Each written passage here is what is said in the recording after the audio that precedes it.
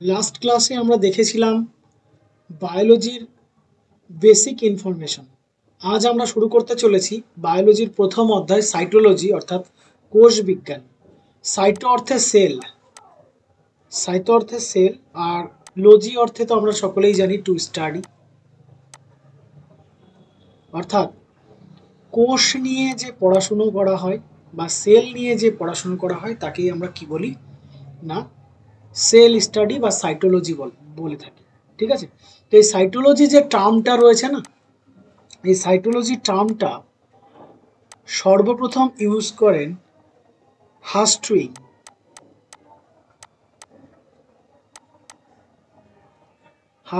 হার্টউইং প্রথম এই সাইটোলজি টার্মটা কিন্তু ইউজ করেন। এবং যদি আমরা দেখি এই সাইটোলজি এর জনককে, আমরা যদি দেখি ফাদার অফ সাইটোলজি,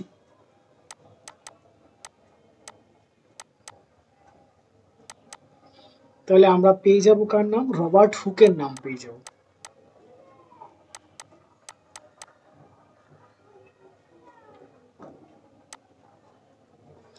রবার্ট হুকের নাম কিন্তু আমরা পেয়ে যাব। তাহলে সাইটোলজি কি? সাইটোলজি হচ্ছে কোষ নিয়ে অধ্যয়ন করাকেই আমরা কি বলে থাকি? সাইটোলজি বলে থাকি। আর এই সাইটোলজি টার্মটা সর্বপ্রথম ইউজ করে কে? হার্টউইং কিন্তু সর্বপ্রথম এই সাইটোলজি টার্মটা ইউজ করে। ওকে, চলো। তো আমরা প্রথমে পেলাম কি? ফাদার অফ সাইটোলজি কাকে পেলাম? রবার্ট হুককে পেলাম। আর আমরা যদি বলি father of modern psychology, father of modern cytology আমরা যদি দেখি,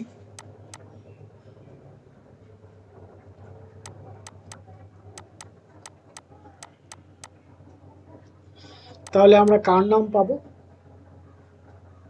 সোয়ানসন।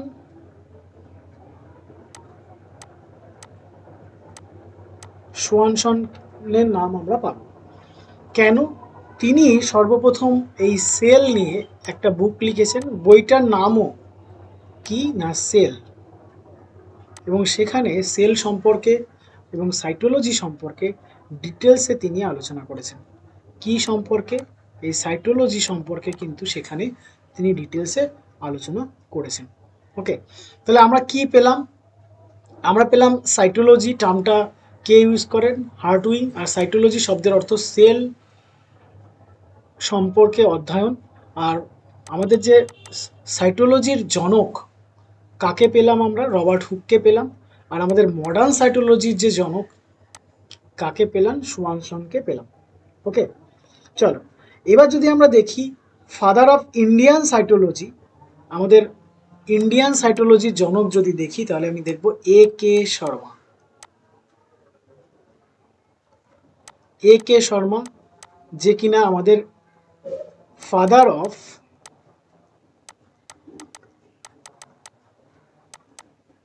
Indian cytology. ওকে, চলো তাহলে আমরা কি পেলাম? ভারতীয় সাইটোলজির জনককে না এ কে শর্মা। ওকে, চলো এবার আমরা জেনে নেব যে রবার্ট হুক, যিনি কিনা আমাদের এই কোষ আবিষ্কার করেছিল, সেই কোষটা কেমন ছিল? সেই কোষটা কিন্তু ডেড সেল ছিল, মৃত কোষ ছিল। ঠিক আছে, কোথার থেকে আবিষ্কার করেছিল? কর্ক অফ টিস্যু থেকে আবিষ্কার করেছিল, অর্থাৎ গাছের ছাল থেকে আবিষ্কার করেছিল।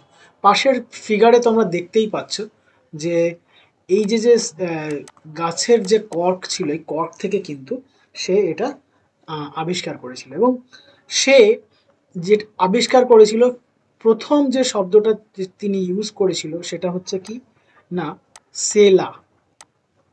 এটা কিন্তু একটা ল্যাটিন ওয়ার্ড। ওকে, এই যে কোষ আবিষ্কার করেছিল বা ডেড সেল আবিষ্কার করেছিল, কিসের থেকে? কর্ক অফ টিস্যুর থেকে আবিষ্কার করেছিল, অর্থাৎ গাছের ছালের যে টিস্যু, সেই টিস্যুর থেকে সে কিন্তু এটা আবিষ্কার করেছিল। এবং এর যে শব্দটা আসে সেটা কিসের থেকে আসে? ল্যাটিন ওয়ার্ড সেলার থেকে আসে। আর এই যে সেল, এই সেল শব্দের অর্থ অ্যাকচুয়ালি রুম। চলো, রবার্ট কুক, রবার্ট হুক যে বই লিখেছিলেন সেই বইটার নাম হচ্ছে মাইক্রোগ্রাফিয়া।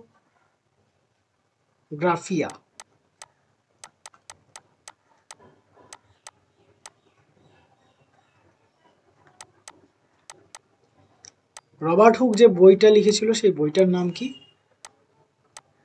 বইটার নাম হচ্ছে মাইক্রোগ্রাফিয়া। ওকে, এই গ্রন্থে তিনি একটা কথা উল্লেখ করেছিলেন, ভেরি ভেরি ইম্পর্টেন্ট, এই শব্দটা পরীক্ষায় আসে। কি ইউজ করেছিলেন এখানে? তিনি বলেছিলেন cell is the basic unit of life. Cell is the basic unit of life. Very very important, পরীক্ষায় এটা তুলে দিয়ে বলে যে কে এই শব্দটা উল্লেখ করেছিল। ওকে, চলো তাহলে আমরা পেয়ে গেলাম যে 1665 সালে, কত সালে? 1665 সালে রবার্ট হুক সর্বপ্রথম কোষ আবিষ্কার করে, এবং এই কোষটা কোথার থেকে আবিষ্কার করে? কর্ক অফ টিস্যু থেকে আবিষ্কার করে। কিসের থেকে আবিষ্কার করে?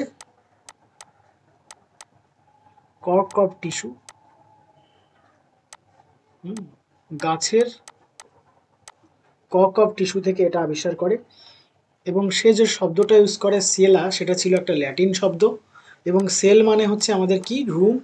এবং আমাদের রবার্ট হুকের লেখা গ্রন্থের নাম মাইক্রোগ্রাফিয়া, এবং সেখানে সে একটা শব্দ ইউজ করেছিল কি? একটা শব্দ ইউজ করেছিল কি? Cell is the basic unit of life. এই শব্দটা কিন্তু আবিষ্কার করেছিল।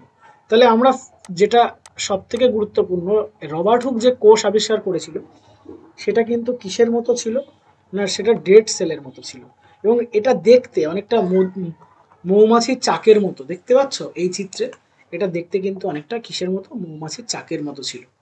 ঠিক আছে, ওকে, চলো। কখনো কখনো অনেকে এটা বলে বসে যে মৌমাছির চাকের থেকে আবিষ্কার করেছিল, এটা কিন্তু নয়। এটা কক অফ টিস্যুর থেকে আবিষ্কার হয়েছিল, যেটা কিনা উদ্ভিদের দেহের যে ছাল বলতে পারো, সেখান থেকে কিন্তু আবিষ্কার করেছিল।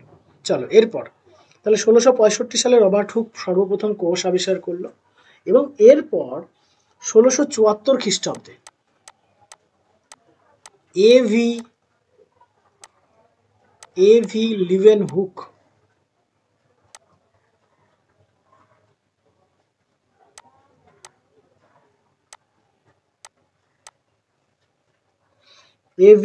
হুক সে কিন্তু সর্বপ্রথম কি আবিষ্কার করে না? জীবন্ত কোষ আবিষ্কার করে, বা লিভিং সেল কিন্তু আবিষ্কার করে। লিভিং সেল আবিষ্কার করে কিসের থেকে আবিষ্কার করে না? ব্যাকটেরিয়ার থেকে আবিষ্কার করে। ব্যাকটেরিয়ার থেকে আবিষ্কার করে। তাহলে প্রথম যে জীবন্ত কোষ সেটা কিসের থেকে আবিষ্কৃত হয়েছিল? ব্যাকটেরিয়ার থেকে আবিষ্কার হয়েছিল। এর লেখা যে গ্রন্থের নাম সেটা হচ্ছে কি? The secret of nature.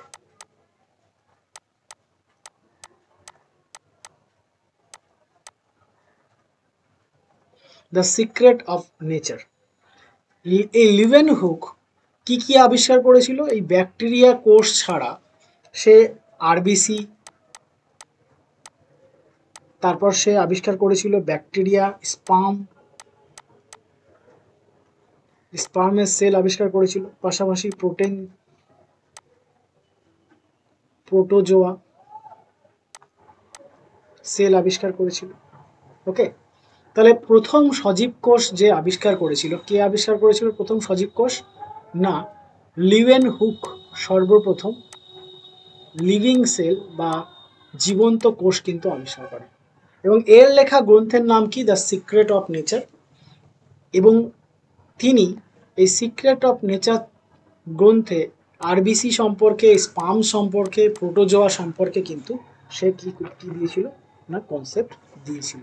ওকে, চলো এরপরে আমরা দেখব যে 1824 সালে, কত সালে? 1824 সালে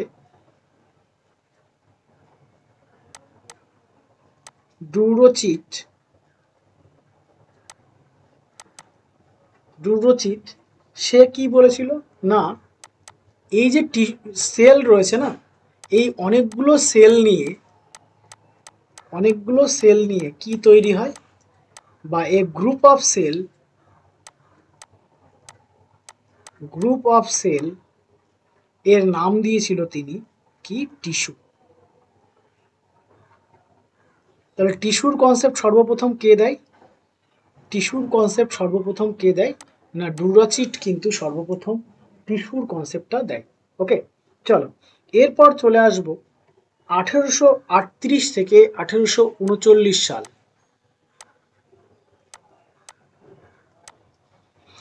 এই সময় কি এসছিল না সেল থিওরি এসছিল। সেল থিওরি কি ছিল সেই সেল থিওরিতে? সেল থিওরির স্রষ্টাকে কারা এই সেল থিওরি দিয়েছিল না স্লেডেন এবং সোয়ান।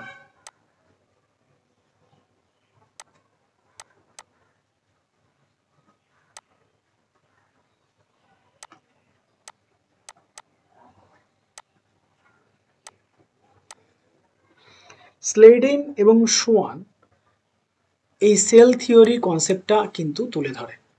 ওকে, তো সেল থিওরির কনসেপ্ট কি ছিল দেখো, আমরা তো অলরেডি পেয়েছি যে না লিভেন হুক সরি রবার্ট হুক তার লেখা গ্রন্থে কি বলেছে না তার লেখা গ্রন্থে বলেছে সেল হচ্ছে বেসিক ইউনিট অফ লাইফ। ঠিক আছে, তো স্লেডেন সোয়ান তাদের যে থিওরি সেল থিওরি, সেই সেল থিওরিতে সর্বপ্রথম তারা যে কনসেপ্টটা তুলে ধরে সেটা কি না সেল কি না সেল হচ্ছে একটা লিভিং অর্গানের ক্ষেত্রে যেটা হচ্ছে সেল অ্যান্ড ইটস প্রোডাক্টস দিয়ে তৈরি হচ্ছে।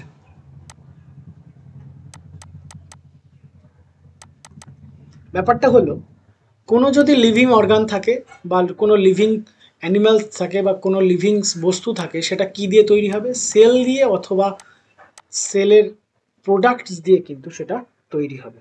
ঠিক আছে, যেমন দেখো আমরা যদি এই লিভিং অর্গানকে দেখি জেনারেলি কীভাবে লিভিং তৈরি হয় সেটা যদি আমরা দেখি তাহলে আমরা দেখতে পাবো যে না বেসিক্যালি এটা দুই ধরনের হয়। Number one unicellular.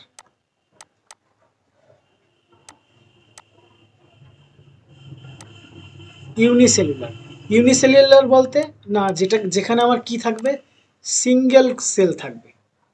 Single cell থাকবে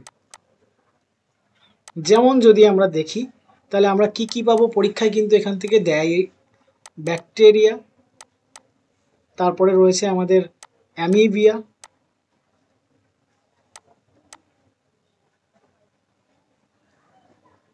তারপরে আমাদের রয়েছে ইউগ্লিনা,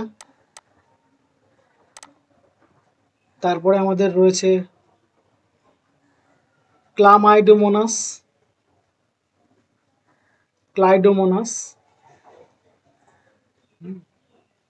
তারপর প্যারামেসিয়াম। এগুলো কিন্তু সবই আমাদের সিঙ্গেল সেলের মধ্যে পড়ছে, অর্থাৎ এক কোষীয়। বোঝা গেল?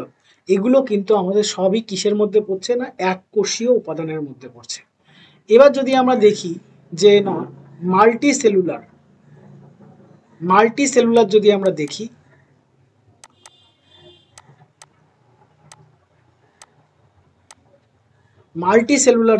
দেখি, তাহলে দেখো আমাদের হিউম্যান বডি, যত অ্যানিম্যালস রয়েছে সবই এর মধ্যে পড়ে যাবে। অ্যালগি, তারপর আমাদের ফাঙ্গি, তারপর আমাদের রয়েছে প্লান্টস। এগুলো সবই আমাদের কিসের মধ্যে পড়ে যাবে না মাল্টিসেলুলার বা বহুকোষীয় উপাদানের মধ্যে কিন্তু পড়ে যাবে। ওকে, এবার চলে আসো এখান থেকে একটা গুরুত্বপূর্ণ জিনিস জেনে নাও, সেটা হলো এই যে আমাদের হিউম্যান, তারপর অ্যানিম্যালস রয়েছে, আলগি রয়েছে, এইগুলো সবই আমার কিসের মধ্যে পড়ে যাচ্ছে মাল্টিসেলুলারের মধ্যে পড়ে যাচ্ছে। একটা বিশেষ জিনিস জেনে নাও, সেটা হচ্ছে ইউগ্লিনা সম্পর্কে যদি আমরা জানি, এই ইউগ্লিনা এটা কিন্তু আমাদের দুটো বৈশিষ্ট্যের মধ্যে কানেক্ট তৈরি করে। কিসের মধ্যে আমরা যদি দেখি তাহলে দেখব একদিকে প্লান্ট আর একদিকে অ্যানিম্যাল, প্লান্ট কিংডম আর একদিকে অ্যানিম্যাল কিংডম, এই দুটোর মধ্যে সংযোগ রক্ষা করে বা এই দুটোর মধ্যেকার বস্তু। বোঝা গেল? মানে প্লান্ট কিংডম এবং অ্যানিম্যাল কিংডমের মাঝামাঝি জায়গায়, বা এটাকে আমরা বলতে পারি কানেক্টিং লিঙ্ক।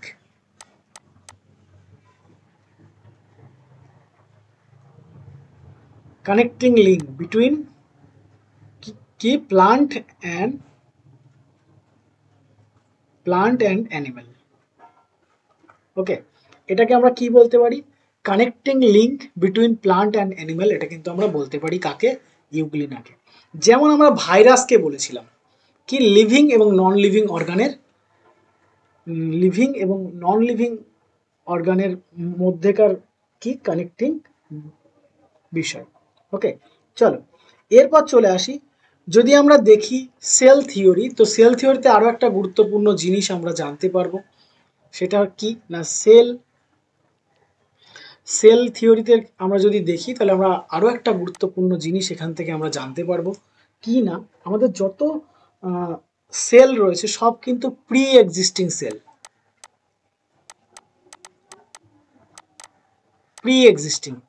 প্রি এক্সিস্টিং কথার অর্থ কি না, দেখো একটা সেল ছিল, সেটা কি হবে? ডিভিশন হবে, অর্থাৎ সেল ডিভিশন হবে। সেল ডিভিশন হয়ে এখান থেকে কি তৈরি হবে না দুটো নতুন সেল তৈরি হবে। ঠিক আছে, এই যে ব্যাপারটা এটাই হচ্ছে কি প্রি এক্সিস্টিং সেলস। ওকে, চলো এই প্রি এক্সিস্টিং যে সেলস রয়েছে এই সম্পর্কে কনসেপ্ট দেয় কে না 1855 সালে রুডolf ভার্চিউ প্রথম কনসেপ্ট দেয়। তিনি কি শব্দ ইউজ করে? একটা ল্যাটিন শব্দ সে কিন্তু ইউজ করে। কি সেটা? একটা ল্যাটিন শব্দ ইউজ করে, সেটা কি? ওমিনিস সেলুলা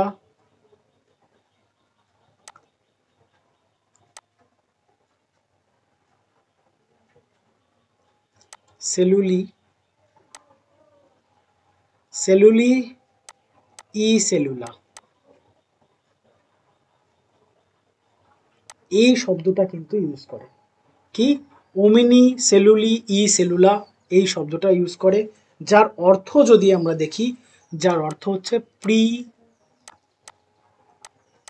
এক্সিস্টিং সেল। অর্থাৎ একটা সেল থাকবে যেটাকে আমরা কি বলবো? Parent cell. সেটা কি ব্রেকডাউন হবে, অর্থাৎ সেল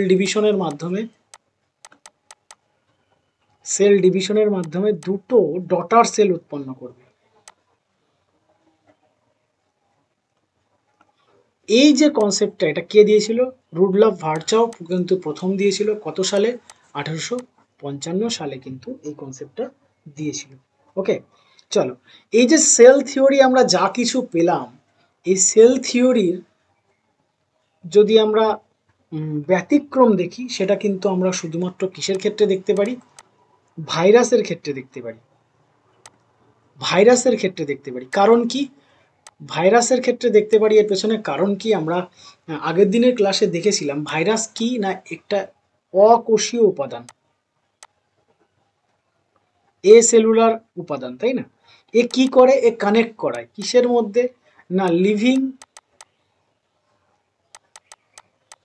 আর নন লিভিং অর্গানের মধ্যে। ঠিক আছে, যখন কিনা এই ভাইরাস আমাদের অ্যানিম্যালের মধ্যে থাকবে বা কোনো প্লান্টের মধ্যে থাকবে বা হিউম্যান বডির মধ্যে থাকবে বা অন্য কোনো প্রাণীর মধ্যে থাকবে, তখন কি না এটা জীবন্তভাবে কাজ করবে বা সজীবভাবে কাজ করবে, কিন্তু যখন কোষের বাইরে থাকবে তখন নন লিভিং অর্গানের মতো কাজ করবে। ঠিক আছে, সেই জন্য এই সেল থিওরির ব্যতিক্রম হচ্ছে ভাইরাস। ওকে, চলো তাহলে আমরা পেয়ে গেলাম এই পর্যন্ত যে না আমাদের কি কি রয়েছে। না সেল থিওরি পেলাম, সেল কে আবিষ্কার করে সেটা পেলাম, প্রথম জীবন্ত সেল কে আবিষ্কার করে সেটা পেলাম। এবার চলে আসো আমাদের পৃথিবীতে সব থেকে ছোট যে সেল, স্মলেস্ট সেল, আমাদের পৃথিবীতে সব থেকে স্মলেস্ট যে সেল সেটা হচ্ছে ব্যাকটেরিয়ার সেল। কি ব্যাকটেরিয়া? না মাইকোপ্লাজমা যে ব্যাকটেরিয়া, সেই ব্যাকটেরিয়ার sell.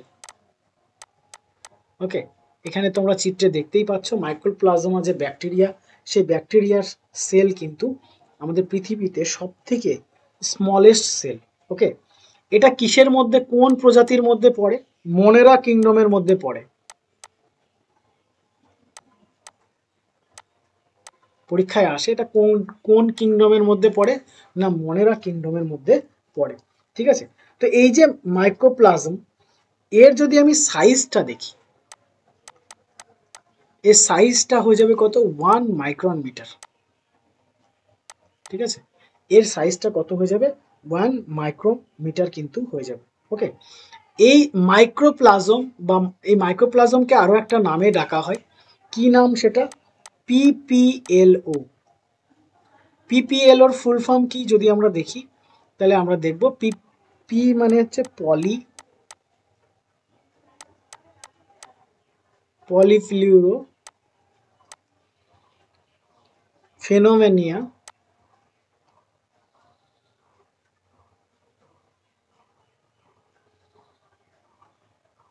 ফেনোমেনিয়া like organism.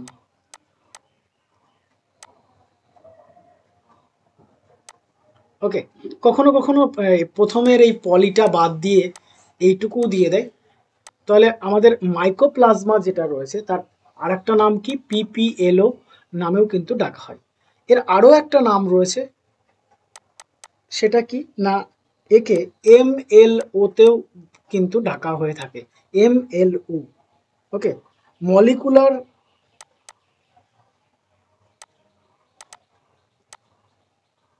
Molecular like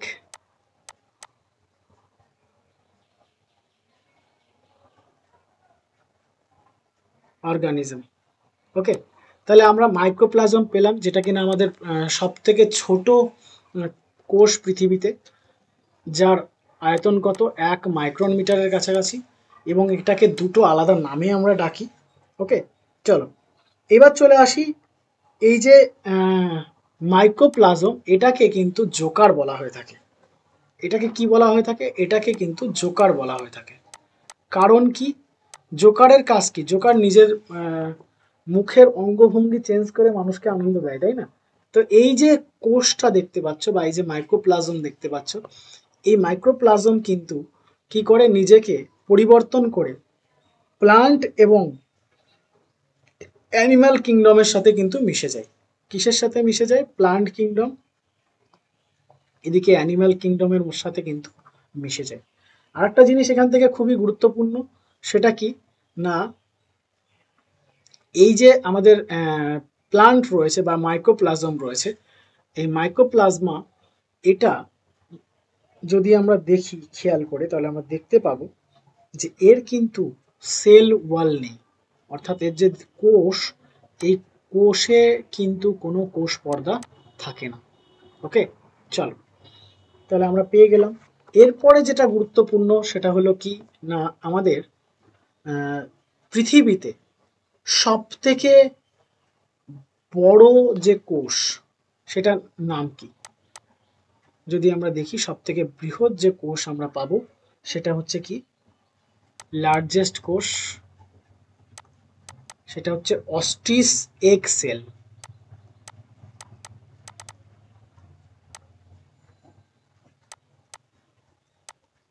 ostrich egg sell আমরা পাবো। সেটা কি না আমাদের পৃথিবীর সব থেকে বৃহত্তম কোষ। কত হয় এটা? 130 থেকে 170 মিলিমিটার। ওকে, এতটা বড় হয়।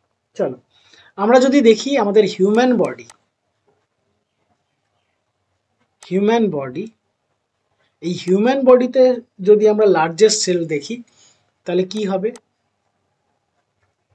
ফিমেল ওভাম বা ওভা বা এগ সেল।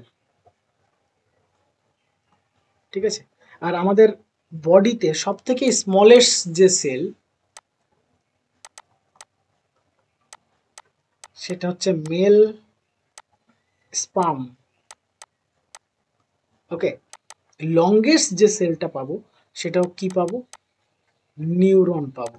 ওকে, যেটা আমাদের কি না ব্রেন সেল বলতে পারি। ওকে, কোষ এর যে টাইপস রয়েছে, জেনারেলি দুই ধরনের আমরা কোষের টাইপ পাই, একটা হচ্ছে প্রোক্যারিওটিক আর একটা হচ্ছে ইউক্যারিওটিক। তো এই দুটো সেল সম্পর্কে আমরা জানবো। তো প্রথমে জানবো প্রোক্যারিওটিক সেল সম্পর্কে।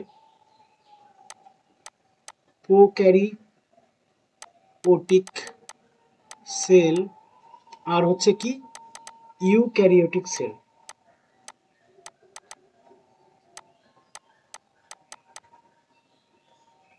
চল, আমাদের জেনারেলি দুই ধরনের সেল হয়, একটা হচ্ছে প্রোক্যারিওটিক সেল আর একটা হচ্ছে ইউক্যারিওটিক সেল। তো আমরা এই দুটো সম্পর্কে ভালোভাবে জানবো, কারণ এখান থেকে প্রচুর কোশ্চেন কিন্তু আমাদের এক্সামে আসে। ওকে, চলো, প্রো অর্থে আমরা যদি দেখি, এই প্রো শব্দের অর্থ হচ্ছে প্রিমিটিভ বা প্রাচীন। প্রো শব্দের অর্থ কি, প্রিমিটিভ বা প্রাচীন। ওকে, আর ক্যারিওটিক শব্দের অর্থ হচ্ছে নিউক্লিয়াস। ওকে, তাহলে প্রাচীন, প্রো অর্থে প্রিমিটিভ বা প্রাচীন, আর ক্যারিওটিক অর্থে নিউক্লিয়াস। একটা জিনিস আমাদের এখান থেকে জানতে হবে, সেটা হচ্ছে নিউক্লিয়াস সম্বন্ধীয় পড়াশুনোকে ক্যারিওলজি বলা হয়।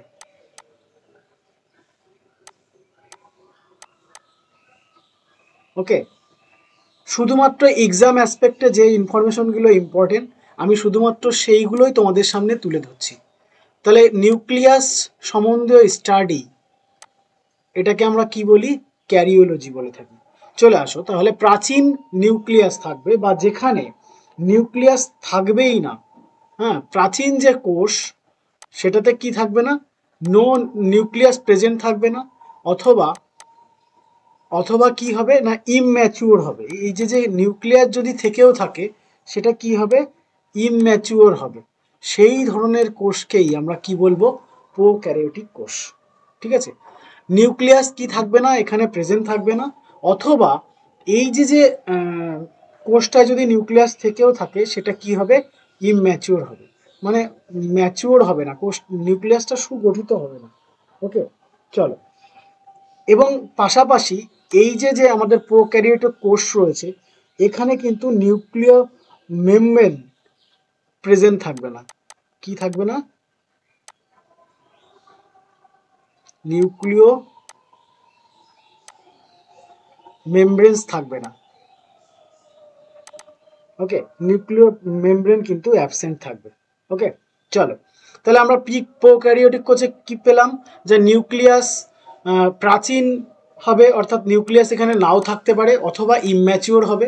আর এখানে কি থাকবে না, নিউক্লিয়াস অ্যাবসেন্ট থাকবে। আর এই যে নিউক্লিয়াস সম্বন্ধীয় পড়াশুনোকে আমরা কি বলি, ক্যারিওলজি কিন্তু বলে থাকি।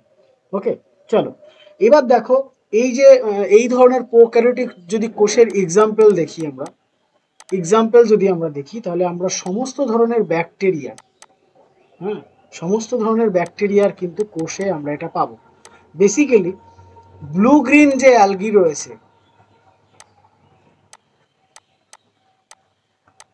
ব্লু গ্রিন অ্যালগিতে কিন্তু আমরা এটা পাবো।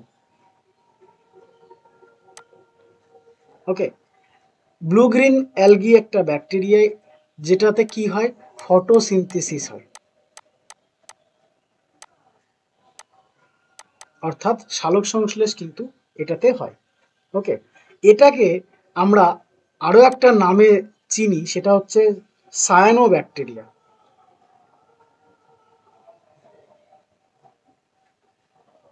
ওকে, এই এই যে ব্লু গ্রিন ব্যাকটেরিয়াটা, এই ব্যাকটেরিয়াটাকে আমরা আরো একটা নামে জানি, সেটা কি না, সায়ানো ব্যাকটেরিয়া নামে কিন্তু জানি।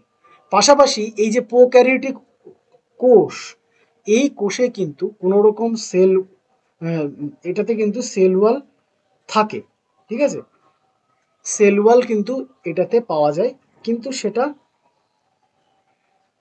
খুব বেশি সুগঠিত নয়।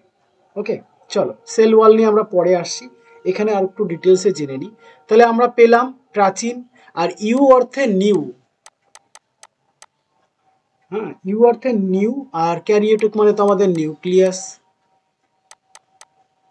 ওকে, এখানে কিন্তু নিউক্লিয়াস উপস্থিত থাকে, নিউক্লিয়াস কিন্তু এটাতে উপস্থিত থাকে। ওকে, চলো, এবং পাশাপাশি নিউক্লিয় যে মেমব্রেন, নিউক্লিয় যে মেমব্রেনস সেটাও কিন্তু এটাতে প্রেজেন্ট থাকে। ওকে, তাহলে আমি কি পেলাম, এটা নিউ, হ্যাঁ নয়া, আর এটাতে ক্যারিওটিক অর্থে নিউক্লিয়াস, নিউক্লিয়াস কিন্তু এটাতে প্রেজেন্ট থাকে, এবং পাশাপাশি কিন্তু নিউক্লিয় মেমব্রেনও কিন্তু প্রেজেন্ট থাকে, যেটা আমরা ইউক্যারিওটিকের ক্ষেত্রে কি পেয়েছিলাম না, নিউক্লিয় মেমব্রেন কিন্তু ছিল না, পাশাপাশি নিউক্লিয়াসও ছিল না, নিউক্লিয়াস যদি থেকেও থাকে সেটা কি ছিল, ইম্যাচিওর ছিল, পরিপূর্ণ ছিল। এখানে যদি আমি উদাহরণ নিয়ে আসি, এখানে যদি আমি উদাহরণ নিয়ে আসি তাহলে আমরা কি পাবো, অ্যালগি, ফাঙ্গি,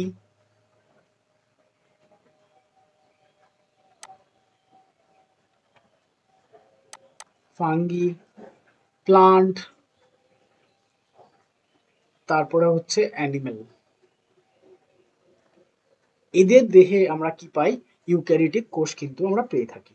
এর মধ্যে এই যে অ্যালগি থেকে প্লান্ট পর্যন্ত রয়েছে, এদের কোষে সেল ওয়াল কিন্তু থাকে।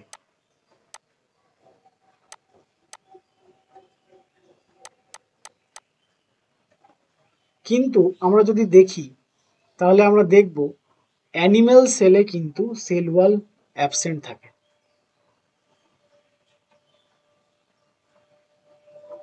ওকে, এটাতে কিন্তু সেল ওয়াল পাওয়া যায় না। ওকে, তারপর চলে আসো, তাহলে আমরা কি কি বৈশিষ্ট্য পেলাম, প্রোক্যারিওটিক কোষের কি কি পেলাম, এটা হচ্ছে প্রাচীন কোষ, এটাতে কি থাকে, নিউক্লিয়াস থাকলেও ইম্যাচিওর, অথবা নিউক্লিয়াস থাকে না, নিউক্লিয়াস সম্বন্ধীয় পড়াশোনাকে আমরা কি বলি, ক্যারিওলজি বলি। পাশাপাশি এর উদাহরণ পেলাম ব্যাকটেরিয়া, ব্লু গ্রিন এলগি পেলাম। তারপর এখানে আমরা ইউক্যারিওটিক কোষের ক্ষেত্রে পেলাম নিউক্লিয়াস থাকে, নিউক্লিয়াস মেমব্রেনও থাকে, কি কি উদাহরণ সেটাও আমরা পেলাম। এরপর চলে আসো, আমরা সেল ওয়াল মানে আমাদের প্রোক্যারিওটিক কোষে যে সেল ওয়াল আছে সেই সেল ওয়াল সম্পর্কে একটু জেনে নেব। সেল ওয়াল পাওয়া যায় এখানে। ওকে, আমাদের প্রোক্যারিওটিক কোষে কি পাওয়া যায়, সেল ওয়াল পাওয়া যায়। তো সেল ওয়াল যদি আমরা দেখি কি দিয়ে তৈরি, ভীষণভাবে পরীক্ষায় আসে,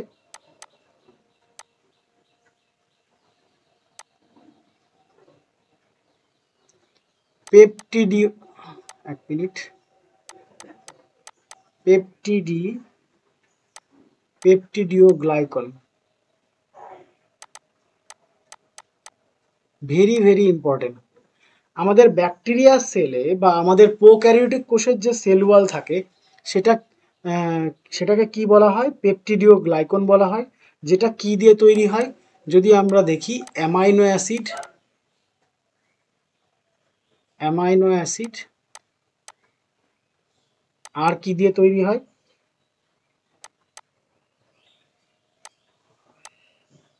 মোরমারিক অ্যাসিড, অ্যামাইনো অ্যাসিড আর হচ্ছে মোরমারিক অ্যাসিড দিয়ে কিন্তু আমাদের এই পেপটিডিওগ্লাইকন কিন্তু তৈরি হয়, যেটা আমাদের ব্যাকটেরিয়া সেল বা তোমার যে প্রোক্যারিওটিক সেল বলে সেটার মধ্যে কিন্তু থাকে। এর একটা ব্যতিক্রম আছে, আমরা একটু আগে পড়েছিলাম মাইকোপ্লাজমা, তাই না, মাইকোপ্লাজমা পড়েছিলাম, মাইকোপ্লাজমা বলেছিলাম, এর কিন্তু সেল ওয়াল থাকে না,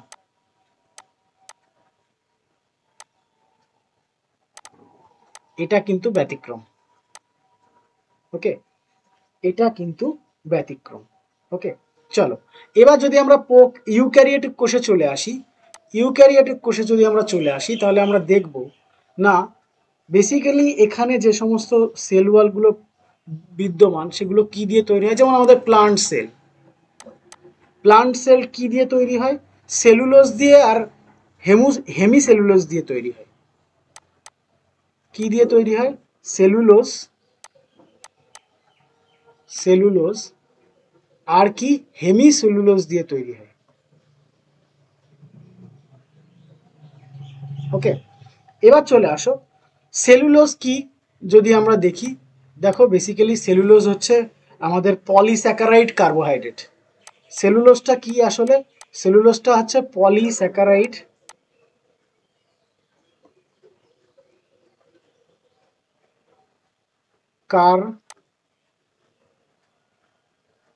কার্বোহাইড্রেট। ওকে, অ্যাকচুয়ালি আমাদের এই সেলুলোজটাই কি কার্বোহাইড্রেট, আর এই কার্বোহাইড্রেট কিন্তু আমাদের হিউম্যান বডি ডাইজেস্ট করতে পারে না। কারণ কি? কারণ এই সেলুলোজ বা শর্করা ডাইজেশন করার জন্য যে উৎসেচকের প্রয়োজন, সেই উৎসেচক কিন্তু আমাদের হিউম্যান বডিতে থাকে না। জেনে নাও, পরবর্তীতে আমরা আরো ডিটেলসে জানবো। এই পলিস্যাকারাইড কার্বোহাইড্রেট বা সেলুলোজ যেটা রয়েছে, এই সেলুলোজ হজম করতে পারে কারা? না গরু, ছাগল, অ্যাকচুয়ালি যারা তৃণভোজী প্রাণী তারা কিন্তু এই সেলুলোজ হজম করতে পারে। ওকে, তাহলে আমরা প্লান্টের যে সেল ওয়াল দেখলাম, প্লান্টের যে সেল ওয়াল দেখলাম সেটা কি দিয়ে তৈরি? না সেলুলোজ দিয়ে তৈরি, আর হেমি সেলুলোজ দিয়ে কিন্তু তৈরি। এরপর চলে আসো ফাঙ্গি।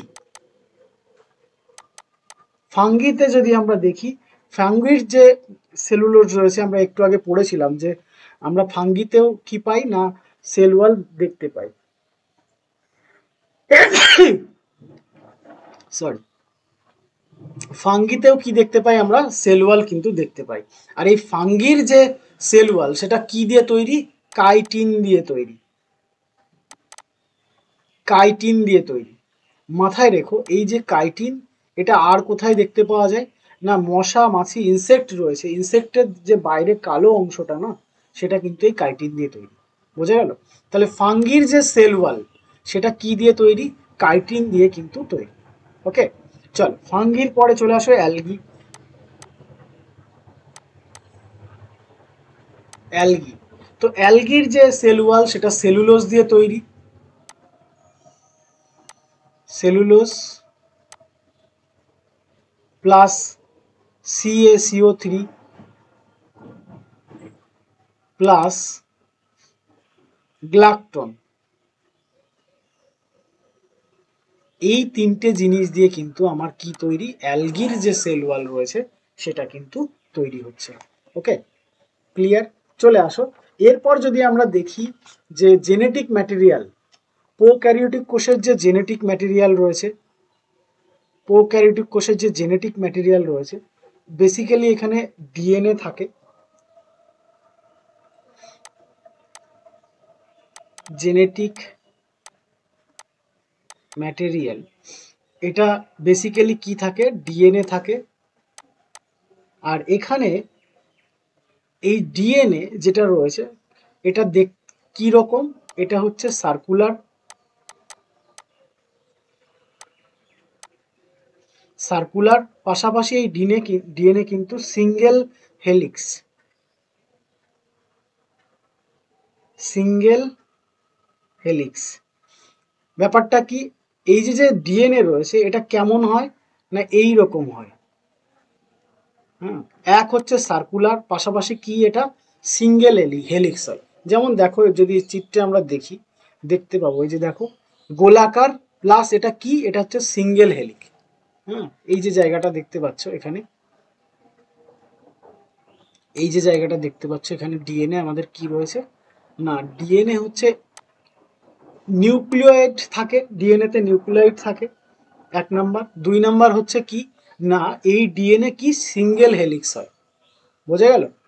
চলো, তাহলে ডিএনএ তে আমার ডিএনএ কি? এটা এই ডিএনএ তৈরি হয় কি দিয়ে? নিউক্লাইড দিয়ে তৈরি হয়। যেটা হচ্ছে আমাদের এক্সট্রা ডিএনএ বলতে পারো। ওকে, আর আমরা আগেই দেখেছি, আগেই পড়েছি যে না এই যে আমাদের প্রোক্যারিওটিক কোষ রয়েছে, এই প্রোক্যারিওটিক কোষে কোনো নিউক্লিয় মেমব্রেন থাকে না, আমরা আগেই পেয়েছি। তো নিউক্লিয় মেমব্রেন যেখানে প্রেজেন্ট নেই, নিউক্লিয় মেমব্রেন যেখানে প্রেজেন্ট নেই, তাহলে এর যে ভেতরের যে জেনেটিক ম্যাটেরিয়াল খুব বেশি প্রোটেক্টেড না, সুরক্ষিত না। ওকে, এখানে কি থাকে, এক্সট্রা কিন্তু প্লাজমিড থাকে। হ্যাঁ, মাথায় রাখবে এই যে ডিএনএ এর যে নিউক্লিওয়েড দিয়ে গঠিত হচ্ছে, এখানে কিন্তু একটা এক্সট্রা কি থাকে, প্লাজমিড থাকে। ওকে, চলে আসো যদি আমি এর জেনেটিক মেটেরিয়ালে চলে আসি, অর্থাৎ ইউক্যারিওটিক কোষের যদি কিসে চলে আসি, জেনেটিক ম্যাটেরিয়ালে চলে আসি। জেনেটিক ম্যাটেরিয়ালে যদি আমি চলে আসি প্রোক্যারিওটিক ইউক্যারিওটিক কোষের, তো এটা কি থাকে, ডিএনএ থাকে যেটা কিনা ডবল হেলিক্স। ডবল হেলিক্স মানে তো বুঝতে পারছো, একটা এইভাবে আর একটা এইভাবে গিয়ে তৈরি হয়। হ্যাঁ, ডবল হেলিক্স ডিএনএ কিন্তু আমরা এখানে পাই, ডবল হেলিক্স ডিএনএ কিন্তু পাই। পাশাপাশি এখানে আমার কি থাকে না, আমরা আগেই পেয়েছি নিউক্লিয় মেমব্রেন থাকে, তাহলে ডিএনএটা আমার কি হচ্ছে এখানে, প্রোটেক্টেড। ওকে, এখানে আমরা ডিএনএ কি পাচ্ছি, প্রোটেক্টেড। এখানে কিন্তু ডিএনএ প্রোটেক্টেড নয়।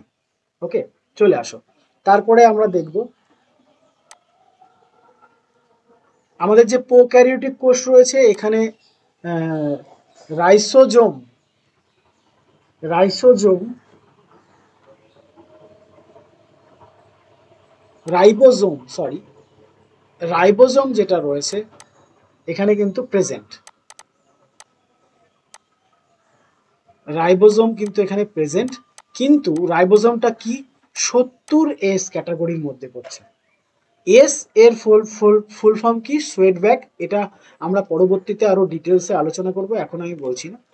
তো এর যদি রাইসোজোম দেখি, রাইবোজোম যদি আমি দেখি ইউক্যারিওটিক কোষে, ইউক্যারিওটিক কোষের যদি আমি রাইবোজোম দেখি বা রাইবোজোম দেখি, এটা কত, 80S কিন্তু হবে। ওকে, চলো, এখানে যদি আমরা দেখি মানে আমাদের প্রোক্যারিওটিক কোষে কিন্তু মাইটোকন্ড্রিয়া দেখতে পাওয়া যায় না, মাইটোকন্ড্রিয়া কিন্তু অ্যাবসেন্ট। ওকে, মাইটোকন্ড্রিয়া কিন্তু এখানে দেখতে পাওয়া যায় না। পাশাপাশি গলগি বডি যদি আমরা দেখি, গলগি বডি এটাও কিন্তু অ্যাবসেন্ট। তারপর আমাদের যদি লাইসোজোম দেখি, এটাও কিন্তু আমাদের এখানে অ্যাবসেন্ট। এর পাশাপাশি যদি আমি এখানে দেখি এন্ডোপ্লাজমিক স্ট্রাকচার, এন্ডোপ্লাজমিক স্ট্রাকচার এটাও কিন্তু অ্যাবসেন্ট, এটাও কিন্তু পাওয়া যায় না। শুধুমাত্র হিস্টোন প্রোটিন কিন্তু এখানে দেখতে পাওয়া যায়। কি প্রোটিন দেখতে পাওয়া যায় এখানে, হিস্টোন প্রোটিন কিন্তু দেখতে পাওয়া যায়। হিস্টোন প্রোটিন কিন্তু এখানে দেখতে পাওয়া যায়। ওকে, চলে আসি এটার ক্ষেত্রে, এই যে যতগুলো আমি এখানে অ্যাবসেন্ট পেলাম, এগুলো প্রত্যেকটাই কিন্তু এখানে প্রেজেন্ট রয়েছে, উপস্থিত রয়েছে। ওকে, যদি আমি দেখি মাইটোকন্ড্রিয়া, এটা দেখতে পাওয়া যায়। যদি আমি দেখি গলগি বডিজও দেখতে পাওয়া যায় এখানে। লাইসোজোমও দেখতে পাওয়া যায়। তারপর এন্ডোপ্লাজমিক স্ট্রাকচার যেটা এখানে অ্যাবসেন্ট রয়েছে, এটাও এখানে আমাদের দেখতে পাওয়া যায়। আর হিস্টোন প্রোটিন কিন্তু এখানে দেখতে পাওয়া যায়। ঠিক আছে, এক কথায় এখানে যেগুলো দেখতে পাওয়া যায় না সবই কিন্তু আমাদের ইউক্যারিওটিক কোষে আমরা দেখতে পাই। আর এই যে হিস্টোন প্রোটিন, এটা কিন্তু এটাকে কি বলা হয়, প্যাক ডিএনএ। হিস্টোন প্রোটিনকে কিন্তু আমরা কি বলে থাকি, প্যাক ডিএনএ কিন্তু বলে থাকি। চলে আসো যদি আমাদের সেল দুটো দেখি, দেখতেই পাচ্ছ এখানে আমাদের আমরা আগে আলোচনা করে নিয়েছি যে এখানে কি আছে না, রাইসোজোম আছে, যেটা কিনা আমার কত, রাইবোজোম আছে কত, 70S আমরা পেয়েছিলাম। এখানে সাইটোপ্লাজম আছে, সেল ওয়াল বিদ্যমান, সেল ওয়াল কি দিয়ে তৈরি সেটা আমরা পেয়েছিলাম। ঠিক আছে, নিউক্লিয়েড আছে, প্লাজমা মেমব্রেন আছে। ঠিক আছে, নিউক্লিয় মেমব্রেন নেই, কিন্তু এখানে যদি তুমি দেখো তাহলে এখানে দেখো সবই রয়েছে আমাদের। রাইসোজোম এটা 80S হবে, তাই না। সেল মেমব্রেন, ক্রোমাটিন, নিউক্লিয় ইনভলভ, গলগি বস্তি, মাইটোকন্ড্রিয়া, হ্যাঁ, যা কিছু আমি ওখানে আলোচনা করেছি সবই কিন্তু এখানে আছে।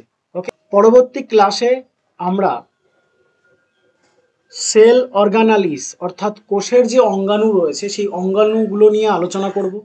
পাশাপাশি আমরা আমাদের সেল ডিভিশন যেটা রয়েছে অর্থাৎ কোষ বিভাজন সেটা নিয়ে আমরা পরবর্তী ক্লাসে আলোচনা করব। তত সময়ের জন্য থ্যাংক ইউ সো মাচ। জয় হিন্দ।